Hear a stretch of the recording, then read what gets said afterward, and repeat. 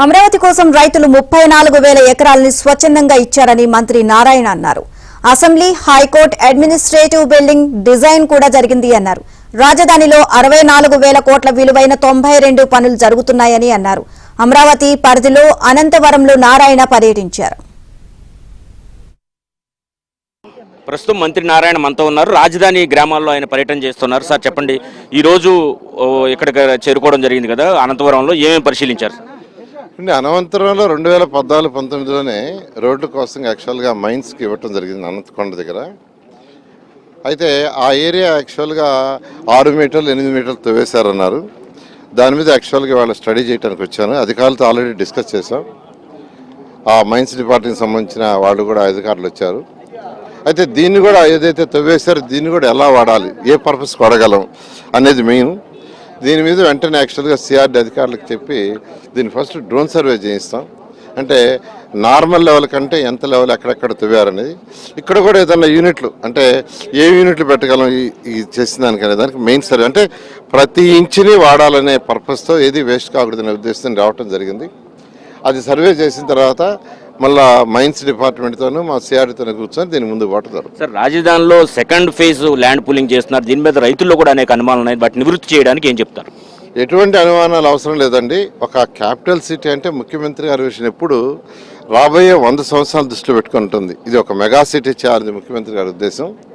అంటే 2014-19లోనే మాకు ఒక విషయం ఇచ్చారు. అదేంటంటే అమరావతి, విజయవాడ, తాడేపల్లి, మంగళగిరి, గుంటూరు ఇదంతా కలిసి ఒక మెగా సిటీ చేయాలని. అందుకని outer ring road, inner ring road అని 2 ప్లాన్ చేసింది. ఇవంతా ఓవరాల్గా ప్లాన్ చేసినప్పుడు దీనికి ఒక మంచి ఇంటర్నేషనల్ ఎయిర్పోర్ట్ ఉండాలి, ఎట్లయితే హైదరాబాద్లో డెవలప్ చేసే ఆ విధంగా అనే దాని దృష్టిలో ఏంటంటే ఒక 5,000 ఎకరాలు ఒక ఇంటర్నేషనల్ ఎయిర్పోర్ట్ అంటే కావాలి. దానికోసంగా ల్యాండ్ అక్విజిషన్, ల్యాండ్ పుల్లింగ్ అని. అయితే ల్యాండ్ అక్విజిషన్ అయితే రైతులు నష్టపోతారు, ల్యాండ్ పుల్లింగ్ ద్వారా అయితే ఇస్తారని ప్రజాప్రతినిధులు ఎవరైతే శాసనసభ్యులు చెప్పారు. దాని మీద శాసనసభ్యులతో మాట్లాడాము. వాళ్ళు కూడా గ్రామాల్లో మాట్లాడుతున్నారు. ల్యాండ్ అక్విజిషన్కి ఇష్టమైతే ల్యాండ్ అక్విజిషన్ తీసుకుంటాం, లేదు ల్యాండ్ పుల్లింగ్ అయితే ల్యాండ్ పుల్లింగ్ తీసుకుంటాం. దాని మీద ఇంకా డిస్కషన్ జరుగుతుంది. త్వరలో ముఖ్యమంత్రి గారితో ఫైనల్గా డిస్కస్ చేసి ముందు పోవడం జరుగుతుంది. ఇంకో 30-40 ఎకరాలు ఎందుకు అవసరం అవుతాయంటారు? ఏమేమి పెడతారు ఇక్కడ? అంటే ల్యాండ్ అక్విజిషన్ అయితే 5,000 ఎకరాలు తీసుకుంటే సరిపోతుంది, ఎందుకంటే అది మొత్తం గవర్నమెంట్కే ఉంటుంది.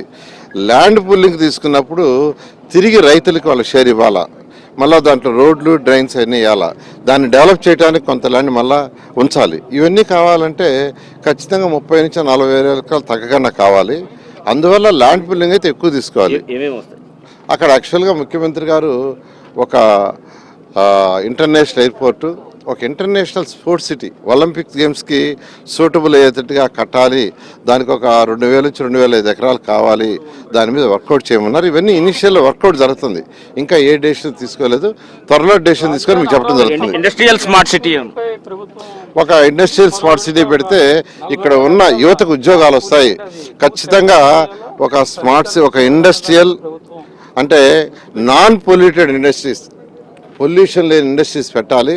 దానికి కూడా ఒక 2,000-2,500 ఎకరాలు చూడండి. ఎందుకంటే సిటీ డెవలప్ కావాలంటే అక్కడ ఉండే వాళ్ళకి ఉద్యోగాలు రావాలి, చదువుకున్న వాళ్ళందరికీ ఉద్యోగాలు రావాలంటే ఐటీ కంపెనీ లాంటి రావాలి. దానికి కూడా ఒక 2,000-2,500 ఎకరాలు యాక్చువల్గా ఐడెంటిఫై చేయడం ముఖ్యమంత్రి గారు ఆదేశించారు. దాని మీద ఇప్పుడు సిఆర్డీ వాళ్ళు, కలెక్టర్లు, వాళ్ళందరూ ప్రజాప్రతినిధులు అందరూ డిస్కస్ చేస్తున్నారు. త్వరలో డెసిషన్ తీసుకుంటారు. ఇప్పటికే ల్యాండ్ పూలింగ్ ఇచ్చిన స్థలాల్లో వర్క్ స్టార్ట్ కాలేదు, దాని గురించి ఏం చెప్తారని అడుగుతున్నారు. వర్క్స్ అన్నీ ఆల్మోస్ట్ స్టార్ట్ అయిపోయినాయి. ఈ నెలాఖరాకైతే 15,000 మంది దాదాపు వర్క్ చేస్తుంటారు. ఇవన్నీ కూడా ఏదైతే టార్గెట్ ఇచ్చామో ఆ టార్గెట్ ప్రకారం కంప్లీట్ చేయడం జరుగుతుంది. ముఖ్యమంత్రి గతంలోనే ఈ విజన్తో ఉన్నారు. రానున్న 100 ఏళ్ళు ఏం జరగబోతుంది అనేది ముఖ్యమంత్రి ముందుగా ఊహిస్తారు. కాబట్టి దానికి తగినట్టుగా అమరావతి నిర్మాణం ఉండాలని భావిస్తున్న తరుణంలో మరో 30-46 ఎకరాలు ల్యాండ్ పూలింగ్ కు రైతులు ఇస్తే తీసుకుంటాం, లేకపోతే అవసరమైన మేరకు ల్యాండ్ అక్విజిషన్కి వెళ్తామని మంత్రి నారాయణ అయితే చెబుతున్న పరిస్థితి అయితే ఉంది. ఇదే సమయంలో 33,000 ఎకరాలు ఇచ్చిన రైతుల భూముల్లో ఇప్పటికే పనులు ప్రారంభమవుతున్నాయి. ఈ నెలాఖరుకు దాదాపు 15,000 మంది అక్కడ పనిచేస్తూ వాళ్ళకి ఇచ్చిన హామీలన్నీ కూడా నెరవేరుస్తామని కూడా మంత్రి నారాయణ స్పష్టం చేస్తున్నారు. కెమెరా పర్సన్ సాయితో సత్య, ఏబిఎన్ ఆంధ్రజ్యోతి, అమరావతి, అనంతవరం వద్ద.